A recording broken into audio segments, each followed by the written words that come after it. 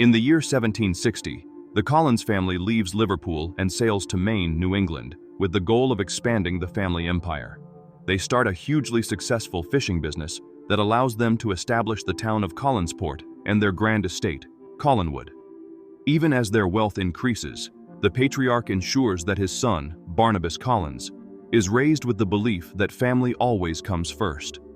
15 years later, Barnabas has an affair with one of the family servants, Angelique, who is actually a witch.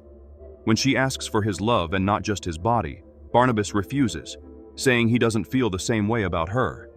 In revenge, she casts a spell that results in the death of his parents. Barnabas suspects that something dark caused such an accident and begins to investigate the dark arts while starting a relationship with Josette Dupré. Angelique hears them declare their love and, consumed by jealousy, uses her magic again to make Josette throw herself off a cliff. Barnabas runs after her, but he is unable to save her in time. Unlike Josette, he survives the fall, as Angelique curses him to become a vampire so that his suffering never ends. She then gathers a mob of angry villagers and incites them against Barnabas, alluding to him as a monster. Together, they capture him and lock him in a coffin, which they bury in the forest. Over 200 years later, in 1972, Victoria Winters is on a train headed to Collinsport, as she saw an advertisement from the Collins family searching for a governess.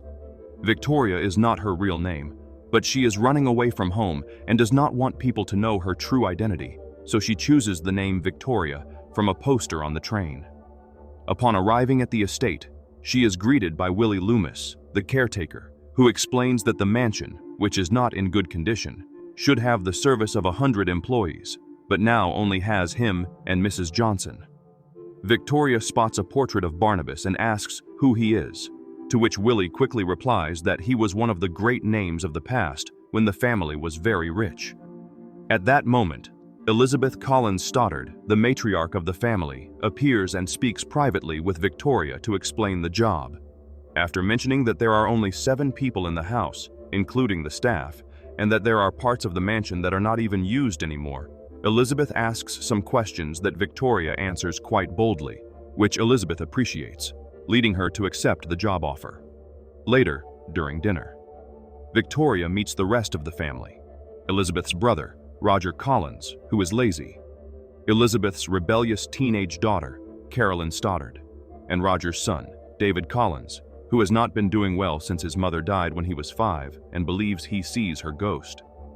There is also Dr. Julia Hoffman, a psychiatrist hired to deal with David's issues but who spends most of her time drunk. Victoria sympathizes with David and tells him she also believes in ghosts, which Elizabeth does not take well. Shortly after, as Victoria prepares to sleep, she sees the ghost of Josette in the hallway, who says that he is coming, before going to the parlor and swinging on the chandelier. After repeating that he is coming, she falls just like on that date at the cliff and disappears. Meanwhile, in the forest, a construction crew that is building a McDonald's digs and ends up finding Barnabas's coffin. They open it to check what's inside, and now that he is free, Barnabas begins to feed on each worker, apologizing for his hunger that lasted centuries. He then walks to the mansion on foot, observing and being confused by all the modern technology and clothing along the way while covered in blood. Upon arriving at the estate, he finds Willie in the garden and hypnotizes him with his vampire powers to obtain the information he needs. He also asks Willie to clean him up before taking him inside, when trying to introduce himself to the children. Elizabeth interrupts him and asks to speak privately, expressing her suspicions about his identity and stating that all the magical myths about the family are just fairy tales. Barnabas proves he is telling the truth by opening a secret room that even Elizabeth didn't know about and promises to bring back the family's glory with all the treasure hidden in that room. Elizabeth agrees to reinstate him in the family, but on one condition: he must keep secret that he is a vampire. The next day, during breakfast, she introduces him to the others as Barnabas III, a distant relative from England. The family begins to discuss business and explains to Barnabas that the Collins fishing empire is over and that now the whole area is dominated by the seafood of Angel Bay. At that moment, Victoria enters the room, and Barnabas cannot help but flirt with her since she looks so much like Josette. Back in town, Angelique is still alive under the name Angie Bard and is now the powerful founder and CEO of Angel Bay Seafood. Her employees inform her about the accident in the forest, so she goes there to see for herself and is shocked to find the open coffin. Without wasting time, she rushes to Colinwood, where she exchanges some insults with Elizabeth before Barnabas takes her to talk privately. As he closes the door behind him, Angelique kisses him and then says that Collinsport is now hers. Thanks to the fishing business she started to ruin the Collins. The townspeople respect her as their leader, while everyone has forgotten about him, so no one will believe him. After Angelique leaves, Barnabas expresses his concerns to Elizabeth, who reminds him that regardless of what happened in the past, he has always fought with such determination that they had to put him in a box. His family needs him now, so he must also fight in the present.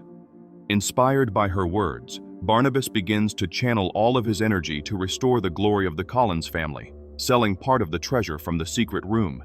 He hires dozens of people to renovate the mansion and rebuild his fishing company. With the help of an umbrella, sunglasses, and a hat, he manages to go out during the day without being burned by the sun, although he has difficulties finding a comfortable place to sleep and asks the staff to bring back his old coffin. When business begins to thrive, Barnabas hires fishermen by hypnotizing the captains who work for Angelique, managing to get them to switch sides.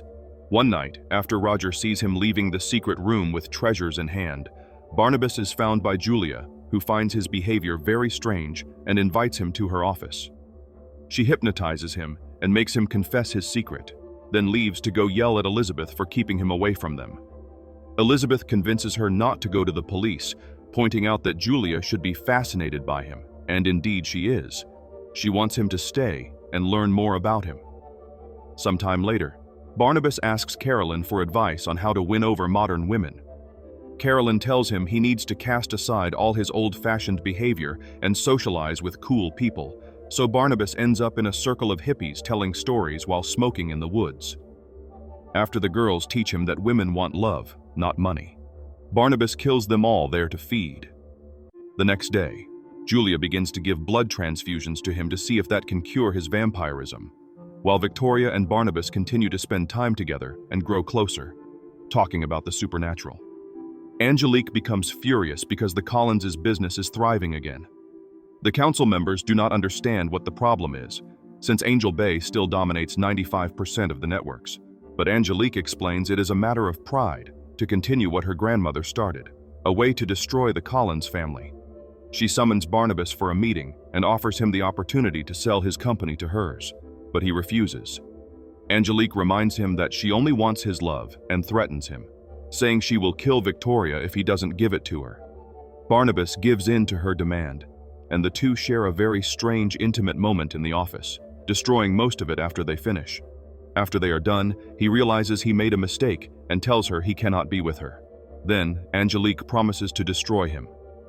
Barnabas continues to see Julia for his blood transfusions, while Victoria begins to have dreams about the moment she saw Josette's ghost as a child, which made her parents send her to an asylum because of it. Upon waking, she sees the ghost of Josette visiting her again and asking for help before disappearing. The next morning, during breakfast, Barnabas announces he wants to throw a ball for the whole town to remind them who the dominant family is there. Carolyn explains to him that nowadays people organize events, not balls, and gives him some tips on modern parties. When the night of the ball arrives, she discovers he was not joking when he said he could get anything he mentioned, and now Alice Cooper is performing live at his party. As he is not a fan of the music, Barnabas goes for a walk around the house and finds David looking after a room, as his father asked him to keep an eye on it for a moment and not let anyone in. He climbs on the outside wall to peek through the window and sees Roger getting involved with a woman and stealing wallets from people's coats. Later, he finds Victoria on a balcony, where she says she knows about his feelings for her. Victoria feels she can tell him anything, and that she has always known him, confessing she has always felt drawn to Colinwood.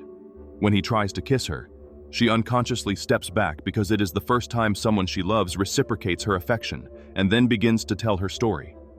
Victoria spent many years in the asylum, only with doctors and in the company of Josette's spirit, and faced dozens of painful treatments to fix herself. But she never gave up her will, and one day managed to escape across the fields of the house in Colinwood, developing feelings for Barnabas, which she finally expresses by kissing him. This is witnessed by Angelique, who has just arrived at the party and is now furious. The next day, Barnabas goes to see Julia to double the efforts to make him human so he can be with Victoria, only to find her transfusing his vampire blood into her body. Barnabas discovers that she was never interested in helping him become human, but only wanted to become immortal. As punishment for breaking the family's trust, he bites her and kills her, not realizing that his vampire fangs are growing. Later, he asks Willie to take him by boat to the middle of the sea to leave her body there with a brick. Afterwards, he finds Roger trying to access the secret room with the treasure, then decides to give him a choice. He can start being a better father to David, or he can take some money that Barnabas will give him and leave to never be seen again. Roger chooses the money and abandons the estate, breaking David's heart. When the boy runs back to the room, he is almost hit by the disco ball that Willie is disconnecting from the ceiling. Then Barnabas uses his super speed to save him and ends up being exposed to the sun, which begins to burn him. Now the whole family knows his secret, and David and Victoria flee from him in repulsion. Desperate, Barnabas goes to see Angelique, who refuses to remove the curse and makes him admit he killed Julia. Then she makes a proposal. They can rule the fishing empire together as partners and lovers, or she will put him back in the box. Barnabas says she can go to hell and tries to leave, but her employees are on the other side of the door with a coffin, which Angelique pushes him into after chaining him and closing. They put him in a van and take him to the cemetery, but only after Angelique uses a spell to make the Collins building explode. The coffin is abandoned in a grave and is found by David moments later, who learned of Barnabas's danger because his mother's spirit told him. Back in town, people watch as police and firefighters deal with the fire. Angelique appears and plays a recording of Barnabas admitting he killed Julia, using this to incite the town against the Collins. The enraged mob, along with the police and Angelique, arrives at Colinwood shortly after. Barnabas also arrives, ready to confess if they do nothing to his family. But they will also take Angelique. The sheriff tries to shoot Barnabas, but the shots have no effect on him. So Barnabas bites Angelique to make her skin crack and show that she is also a monster, but she pushes him into the mansion. Angelique enters without anyone being able to stop her and attacks Barnabas with a jet of sludge, but he grabs her and throws her against the ceiling. Angelique returns floating, but Elizabeth appears shooting with her rifle, which does not kill a witch. Angelique says she killed Barnabas's parents, and that makes him attack her brutally with a stick, but the attack is insignificant in the face of the witch's power. She uses a statue to hold him and leave him trapped. But suddenly young Carolyn appears in the form of a humanoid beast resembling a werewolf.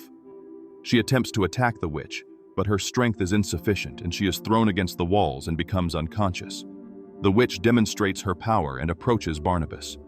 David appears and confronts the witch, and when Angelique approaches to attack him, the ghost of his mother appears and attacks the witch, throwing her against the chandelier that falls to the ground on her.